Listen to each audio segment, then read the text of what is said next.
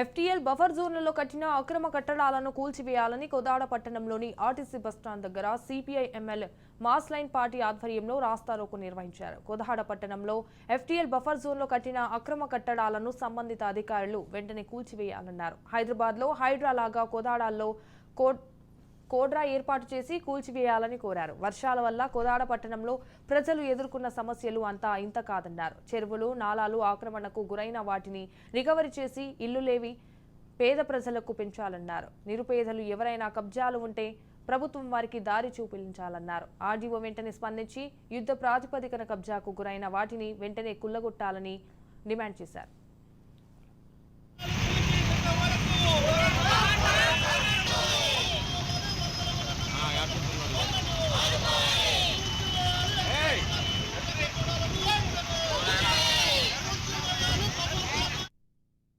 Shivakumar CPI ML mass line party Suryapet జిల్లా కార్యదర్శిని.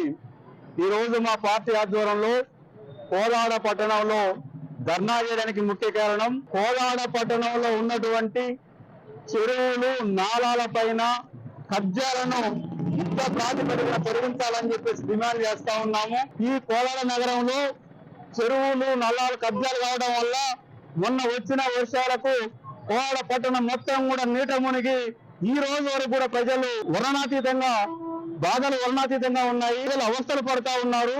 తిండి లేక, నీరు లేక, విద్యుత్ సరఫరా లేక, సరైనటువంటి వసతులు లేక కేవలం చెరువుల్లో, నాళాల్లో ఉన్న కబ్జాలు మాత్రమే అని చెప్పి స్పష్టం చేస్తా ఉన్నాము. కాంగ్రెస్ ప్రభుత్వం ఉన్నప్పుడు 2004లో కొంత కబ్జాకు గురైంది. ఈ 10 ఏళ్ల బీఆర్ఎస్ కాలంలో పూర్తిగా చెరువులు మొత్తం ఎక్కడికెక్కడి కబ్జాలకు గురయ్యి ప్రజలు మొత్తం అవస్థలు పడటం ఏర్పడింది.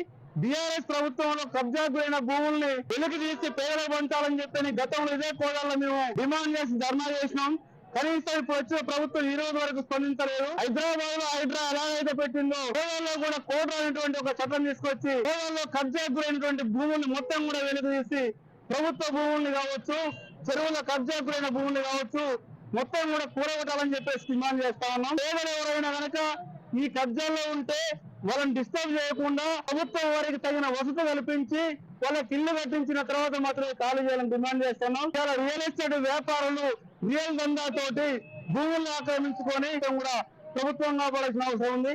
ఆర్డీఓ గారు స్పందించి వెంటనే యుద్ధ ప్రాతిపదికన కబ్జాలు మొత్తం కూడా నారాల మీద చెల్ల మీద కబ్జాలు కూలగొట్టాలని చెప్పేసి మాస్ లైన్ పార్టీ డిమాండ్ చేస్తున్నాం.